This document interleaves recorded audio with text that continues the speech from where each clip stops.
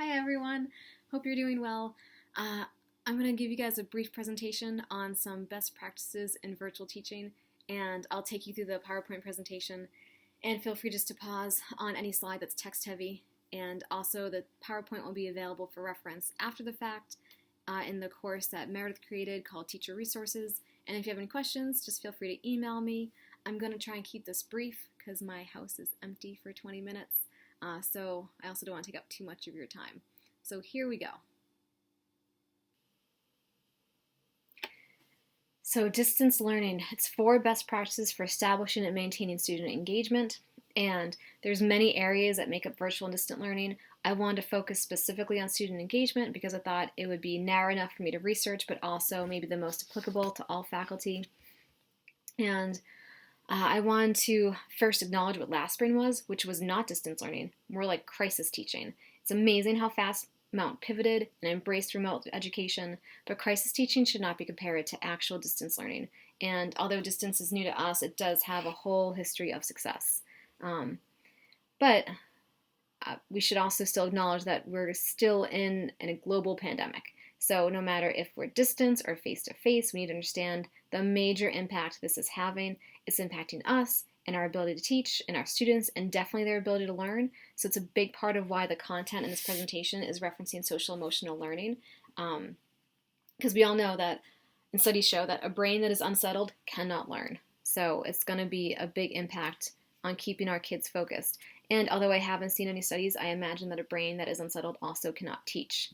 So with that in mind, we're going to start with faculty needs, which is self-care.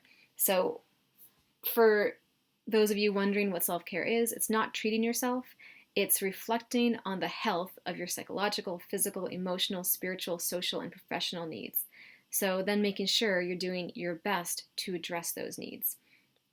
And if you're wondering what self-care can look like, it can be something like reading, engaging in a puzzle, connecting with a loved one over dinner or a phone call, making time for prayer, which we're lucky that we do as a community often. It's moving your body in a way that you enjoy, and keeping a journal is great. Getting some time in the sunshine, and then professionally also asking for help when you need it, and certainly also saying no when you need to.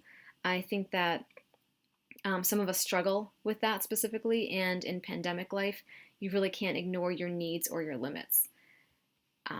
But ultimately, it's just thinking of activities that de-stress you. So when you get overwhelmed in the moment, you have a tool belt to go to help you de-stress and self-care. That is going to be very critical for us and like the whole school. I mean, it's critical anyway, but especially during a global crisis. And in addition to that, it's important for our students to see us practicing self-care because we model so many behaviors, and some behaviors can't be taught. You can't really teach empathy that well, but you can model it. Same with self-care. It's really hard to teach it, but it's better to model it. So take time to share with your students what you're doing to keep yourself healthy. And, explain to them that binging Netflix because you're procrastinating or avoiding doing responsibilities, that's not self-care. That action does not make us feel healthier. So it's important for us to keep reestablishing what good self-care is and then modeling it so that they have a good understanding of what they can do when they inevitably get overwhelmed or feel anxious. And we're good at being compassionate with our friends, maybe not so much with ourselves. So one activity you can also do is ask your students what advice they'd give to a friend. And then when you have gleaned a whole bunch of responses, post them either virtually or in your classroom so they can reference them when they start to feel overwhelmed. So they can start building their own tool belt. And then also, what does self-care look like in the virtual classroom? It's not that much different than the physical classroom. You can make time for reflection and mindfulness and decompression and bonding. And there's all different examples of what those can actually look like too. One note on bonding is that I've heard many upperclassmen say that they just don't like icebreakers. And to be perfectly honest, I don't really like them either. I hear that term icebreaker and I think like, oh God, no, thank you. So I kind of get it. But I also think that we know by junior and senior year, they don't still know everyone and they don't know each other that well necessarily. And there's still more they can learn about each other. So I would just suggest kind of hiding those bonding activities in less obvious ways like in games and in assignments and in group projects. That can be a little way to kind of sneak it in there without ignoring the fact they say they hate icebreakers. But self-care in the classroom is definitely parallel to social emotional learning, which is also known as SEL practices. So I think we're really good at connecting with our students, but when we're not physically seeing them and not picking up on body language and not having those little casual run-ins in the hallway, it does make connection harder. So with that in mind, this will take time and it will take effort, but it's also going to be worth it. So that brings us to our first major component for effective distance teaching, which is teacher-student relationship. And we need to focus on this. It's a major component because students learn best when they feel safe and when they feel connected. And it all starts with our own teacher credibility. So what comprises our teacher credibility? It's first and foremost their ability to trust us. It's our knowledge of our subject area and our teaching methods. And then it also includes our enthusiasm for our subject. They want to see that we're passionate about them and about our topics. And, showing up prepared will help convey that enthusiasm.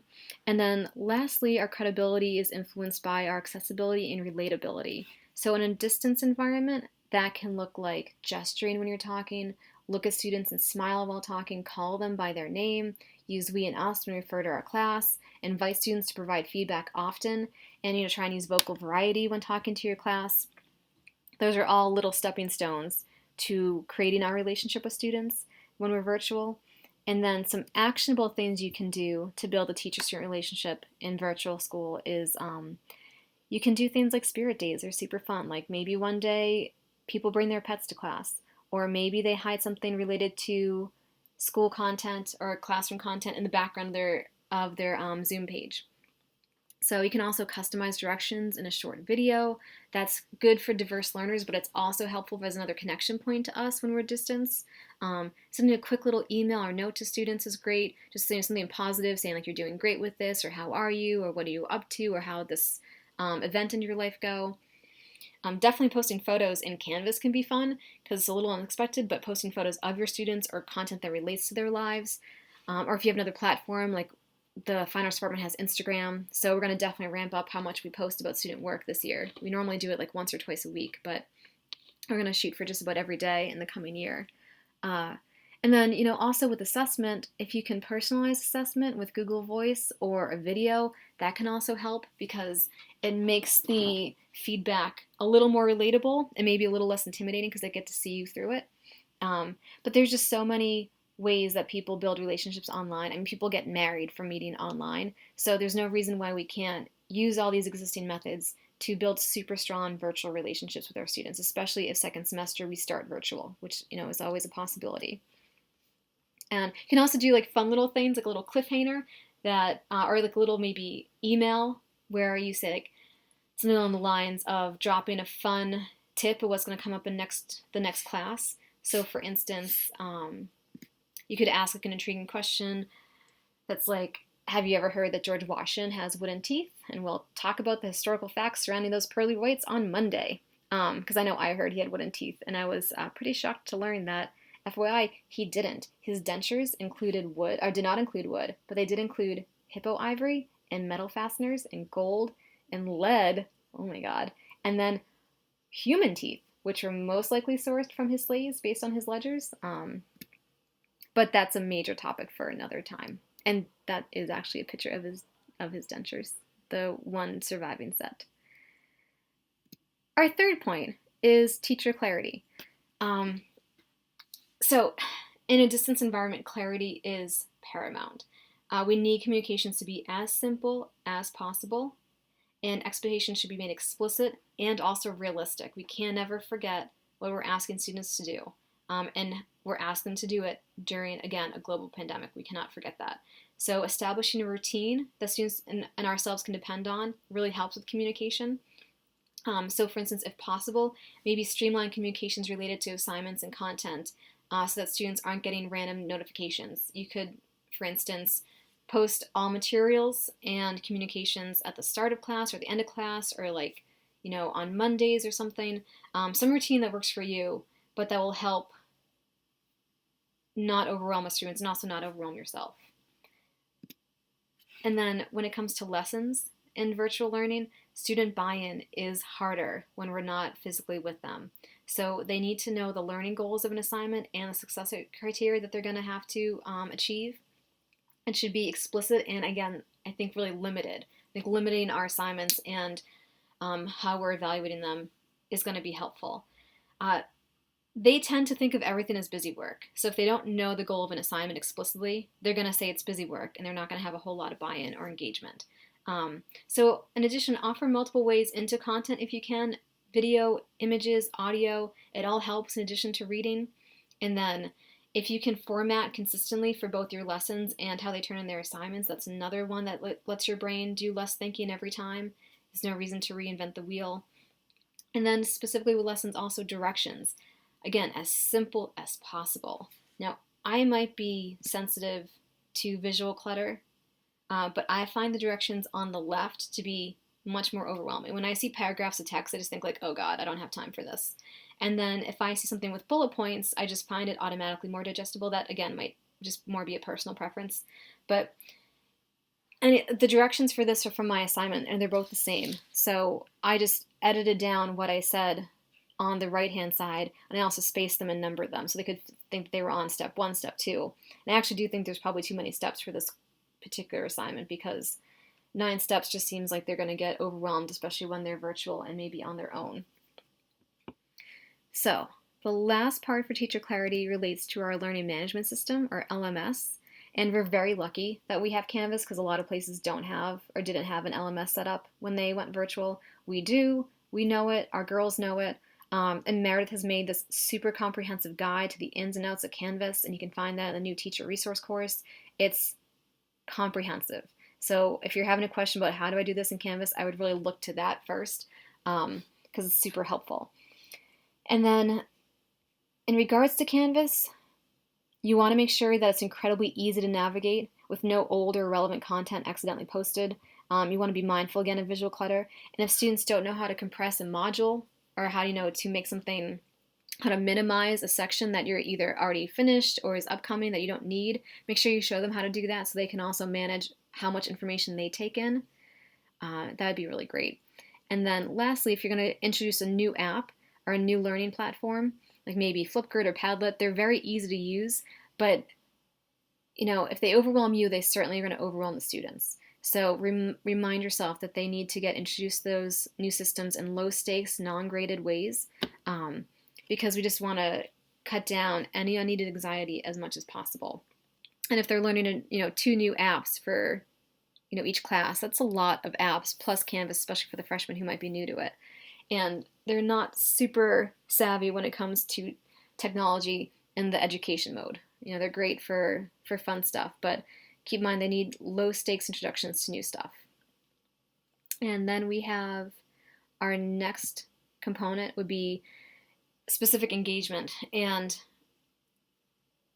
everything I've read looks like the most effective teaching style is connective instruction.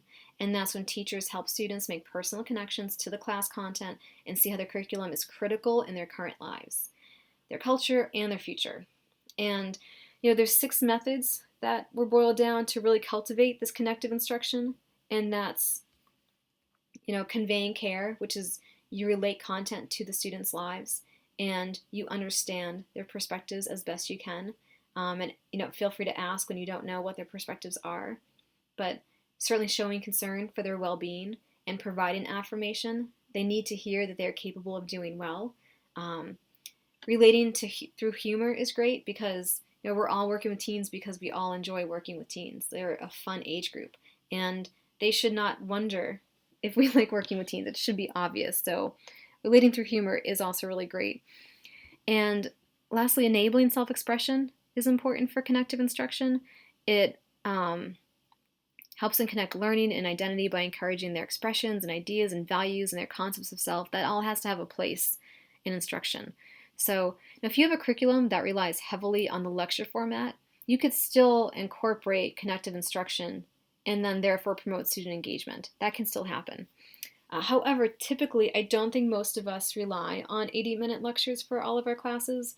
And that's because, one, we know that their teens really don't have the attention span for 80-minute lectures. And no study really suggests they have, like anyone really would. I know I kind of wouldn't either. But teens very much benefit from driving their own learning. So let's look at a quick graph that talks about the continuum of engagement.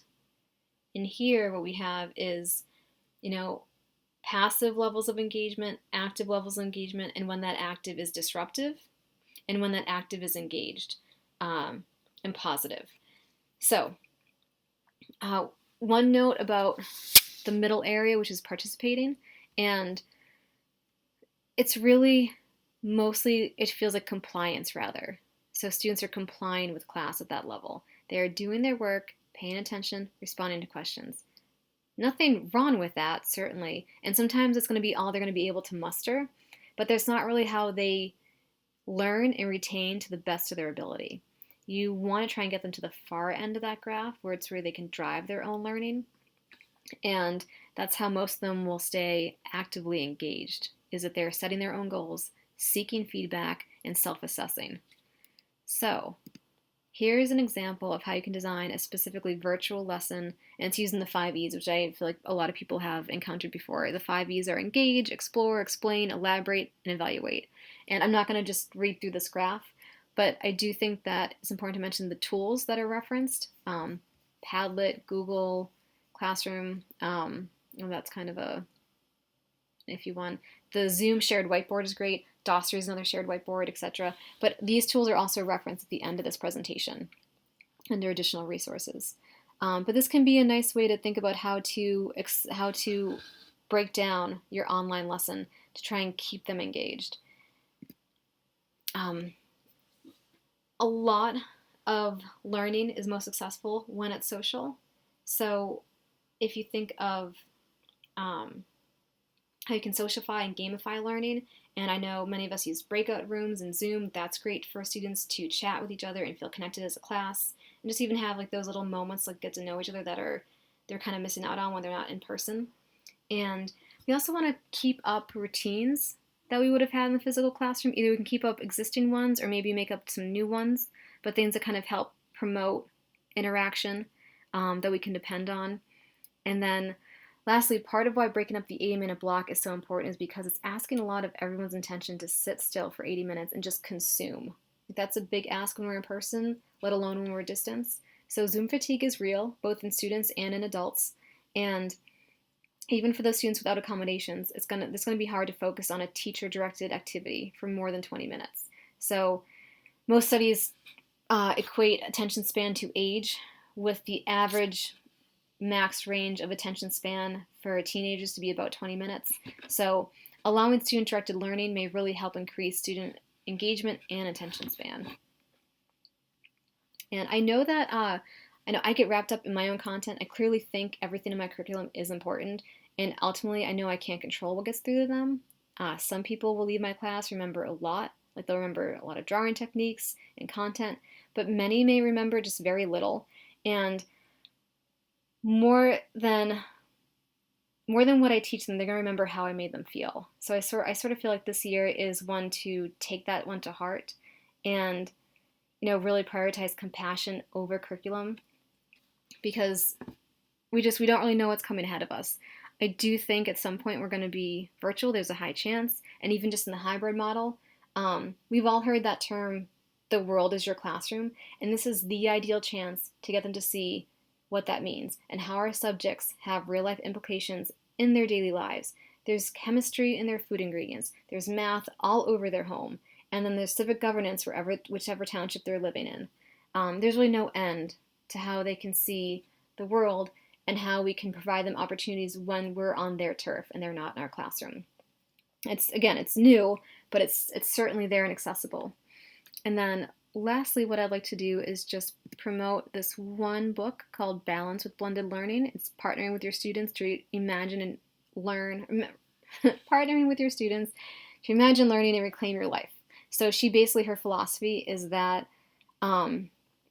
teachers spend a lot of time specifically on lesson planning, assessment, and parent communication, and there are effective ways to have students take over those components of teaching and how that would enhance their education and their learning. It would make them drive their own learning. So if you're feeling overwhelmed with the amount of work you have coming up, it might be a helpful read for you. It's only like 200 pages.